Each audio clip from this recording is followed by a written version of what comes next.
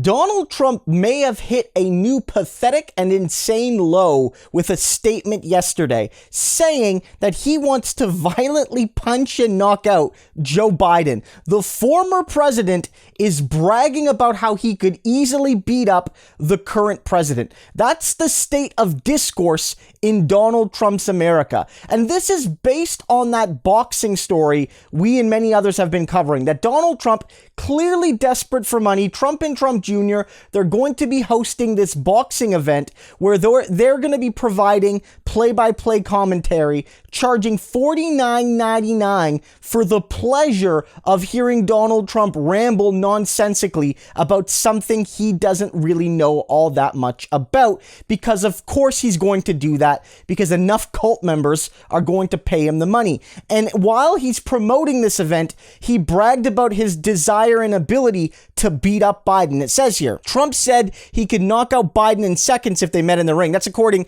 to the pro-Trump New York Post. And then it continues, during a promotional event for 58-year-old Evander Holyfield's boxing match against 44-year-old Vito Belfort, Trump was asked who he would fight. Well, if I had to pick somebody in the world, not only a professional boxer, because I'll take a pass on the professional boxers, I think my easiest fight would be Joe Biden, because I think he'd go down very, very quickly, very, very quickly. He'd be in big trouble. I think Biden would be down within the first few seconds. And first of all, let's make this really clear. Neither of those men should be boxing. They are both in their 70s. They are not boxers. No real person should want to see that fight. It's just stupid. But if I'm also being honest, I would trust Joe Biden to knock out Donald Trump.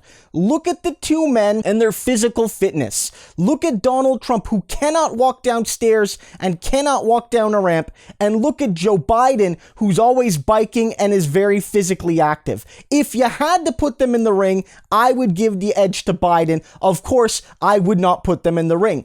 And this might be funny. Like, this story might be more funny than insulting in a vacuum. But we have to remember that Donald Trump and his party and his movement are no strangers to mixing force and violence with politics. This is not just a hypothetical without context. This is a party and a movement and a loser president that used political violence on January 6th and also at events like Charlottesville to impose their will on the rest of the population. That whether it was the fact that they felt they were losing the cultural battles, or whether it was the fact that they lost an election fair and square by millions of votes, Trump and his base mobilized to use force, direct force, to try and change the result or create a new narrative.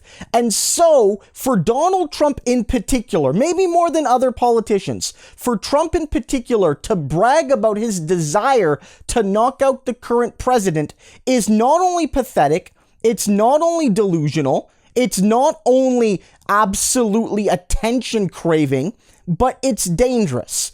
Donald Trump, even in a joking capacity, should not be allowed to mix this sort of rhetoric, and it needs to be called out, because this man has already shown, without joking, that he wants to use violence to achieve his result. Remember, this is the guy that said, I want to be back in power before 2024, according to the wild theories of Mike Lindell and so many others. And the only way you do that is through violence. This man's not allowed to joke about that. Not after what he and his thugs did.